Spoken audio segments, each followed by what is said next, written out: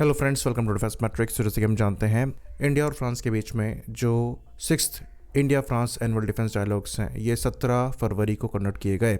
और इस डायलॉग के दौरान ओपनली हमारे डिफेंस मिनिस्टर ने फ्रांस से रफाल में परसेंटेज ऑफ इंडिजनाइजेशन कम से कम 50% तक रखने की मांग कर दी। अभी जिस तरीके की रिपोर्ट्स आ रही हैं उसके हिसाब से 40% के अराउंड जो है ये फ्रांस द्वारा पहले ही अपफ्रंट अग्री कर लिया गया है, लेकिन उसको बढ़ाकर 50% तक करने की मांग जो है ये इंडिया द्वारा रखी जा रही है, जिसके अंतर्गत उन्होंने जेट इंजन्स तक को इंडिया में मैन्युफैक्चर करने की बात कही है। एमआरओ तो उसका खोला ही जा रहा है, पर मैन्युफैक्चरिंग भी इंडिया में करने की बात कही है, जो कि परसेंटेज ऑफ इंडिजनाइजेशन को या फिर लोकलाइजेशन को बढ़ाएगा।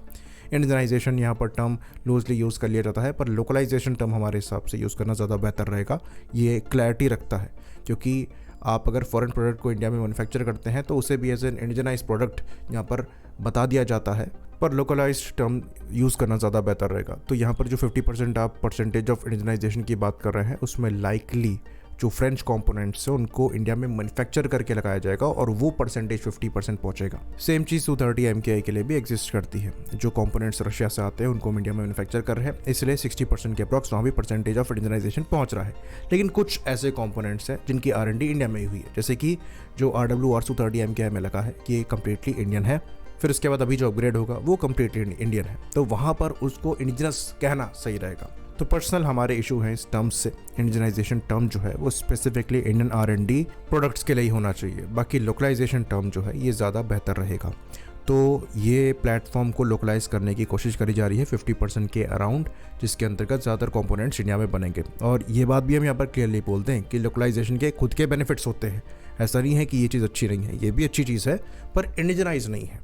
तेजस के केस में आप कह सकते हैं कि अगर वहाँ पर 62% इंडिजनाइजेशन है तो वो इंडियन R&D का है। खैर, मुद्दे पर आते हैं तो यहाँ पर 114 एयरक्राफ्ट प्लस 31 नेवी के रफाल की भी बात यहाँ पर चल रही है, तो अच्छे खासे नंबर्स हम फ्रांस से लेने वाले हैं और अमाउंट भी बहुत अच्छी है, करीबन $36 बिलियन के अप्रॉक्स हम खर्च करने वाले हैं। तो 50% तो मिनिमम इनको देना चाहिए। बाकी यहाँ पर जो नॉन नेगोशिएबल टर्म है वो वेपन इंटीग्रेशन को लेकर है और डेटा लिंक इंटीग्रेशन को लेकर है। तो फ्रेंच मीडिया द्वारा ये चीज़ भी रिपोर्ट करी जा रही है कि जो सोर्स कोड है वो ऑफ द टेबल है, यानी कि फ्रांस सोर्स कोड यहाँ पर ऑफर नहीं करेगा। इसके अच्छे खासे चांसेस है, और ये हमने पहले भी कई बार बोला है कि सोर्स कोड कोई कंट्री नहीं देती है।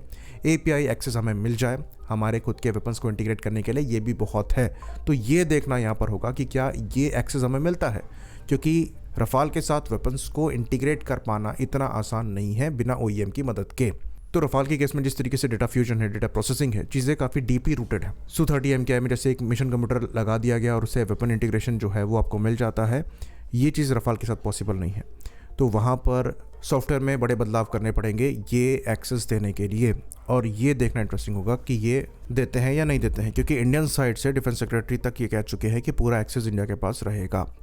तो अभी ये नेगोशिएट करना है, और फ्रांस की मीडिया पहले से ही कह रही है कि source code of the table रहेगा।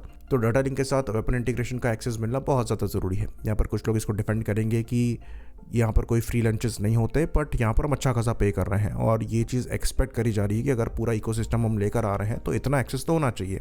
हमेशा छोटे मोटे अपग्रेड्स के लिए, छोटे मोटे वेपन इंटीग्रेशन के लिए बार बार हम फ्रांस नहीं भागेंगे। तो खाली 50% परसेंटेज ऑफ इंडिजनाइजेशन ये बोलने में अच्छा लगता है, लेकिन एक्चुअल कंट्रोल हमारे पास कितना है ये रियल डील है। सेम चीज़ आती है आपकी सॉफ्टवेयर डिफाइंड रेडियोस के लिए भी, तो उसे भी डीपली इंटीग्रेट आपको करना पड़ेगा। और अगर हम यहाँ पर अपना खुद का SDR लगाने वाले हैं तो वो रफाल से डीपली इंटीग्रेटेड होगा, तभी जो उसके ऑनबोर्ड सेंसर्स हैं उनके साथ इंटरफेस बन पाएगा, और प्रॉपर बैटल पिक्चर जो है ये डेटा लिंक के थ्रू दूसरे प्लेटफॉर्म्स तक प्रोजेक्ट करी जा सकेगी। और ये दोनों इसलिए स्पेसिफिकली इंपॉर्टेंट टास्क हैं और थोड़े डिफिकल्ट भी हो सकते हैं इंप्लीमेंट करने के लिए, क्योंकि जो पिक्चर पेंट करी जा रही है उसमें कहा जा रहा है कि ये एक्सेस डसॉ एविएशन द्वारा या फिर फ्रांस द्वारा किसी को नहीं दिया गया है अभी तक।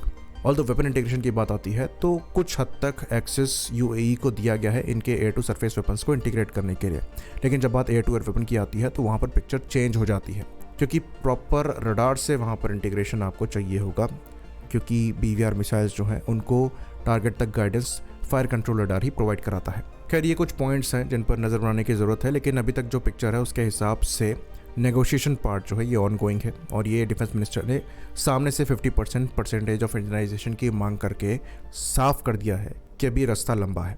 कोशिश करी जाएगी इस साल के एंड से पहले डील कंक्लूड करने की, लेकिन कुछ बॉटलनेक्स हैं जिनको फिगर आउट करने की रिक्वायरमेंट एग्जिस्ट करती है। बाकी एक प्रॉब्लम रफाल के वर्जन्स को लेकर भी है। कहा जा रहा है कि ज़्यादातर वर्जन जो है ये F4 स्टैंडर्ड के होंगे और F4 स्टैंडर्ड के वर्जन्स जो हैं ये 2032 के बाद से फ्रांस द्वारा खुद F5 से रिप्लेस किए जा रहे होंगे।